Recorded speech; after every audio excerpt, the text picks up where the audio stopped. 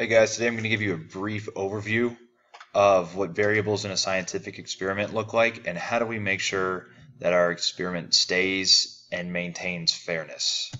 Okay, so science experiment use a couple different things. Independent variables, which is the variable, the one and only factor that is changed in an experiment, or the variable that you change as the experimenter. Okay, the dependent variable is the variable that will change as a result of the independent variable. Okay. And the controlled variables are all the factors that'll stay the same to make sure that the experiment maintains fairness.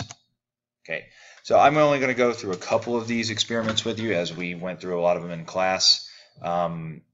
So you can read all of these and then see and test your knowledge on your own about what you consider to be the dependent variable, the independent variable, and the controls.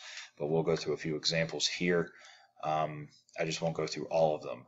So imagine you want to see what color of bird feeder your local birds prefer. Will they choose red, blue, or green? So in this experiment, the independent variable would be the colors of the feeder because that's what you're testing. That's what you are trying to figure out, and you are changing the color. Okay? The dependent variable is going to be the amount of seed or food eaten because that's going to be a result of the color of the bird feeder that we're changing.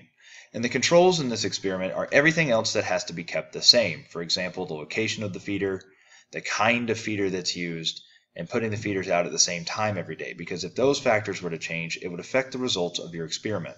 There are also several of controls that can be used in the experiment, and those can be up for you to decide. But anything that needs to stay the same in order to make sure that your experiment stays fair can be considered a control.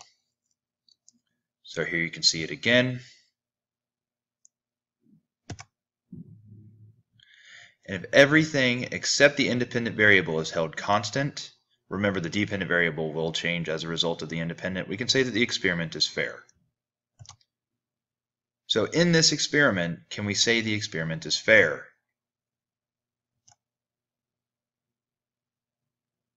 Let's go back. The answer to this is no, because you can see that he changes the location each time of the bird feeder. And so why would it be important to only change one thing at a time? And the answer to that question is we'll change different factors. Maybe in the previous slide where you see here, maybe these would attract different types of birds, and so we wouldn't be consistent in what we were trying to figure out. So essentially, we won't know what's causing the change in our results. We won't know if it's the independent variable that's causing the change in the dependent variable or if it's a different factor. And we can only test one thing in the experiment.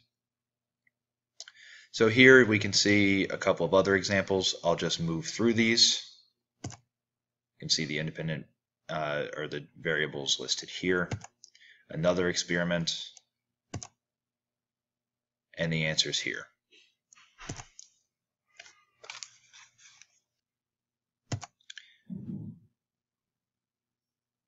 You can see the results of the experiment or the previous experiment here and the variables listed in such experiment. See what you think about this one. What would they be? And here are the answers to that. Okay, so if you have any further questions, you can come see me in class. Hopefully this gave you a brief refresher or helped out a little bit more than what we were able to cover in class. And I'll see you next time.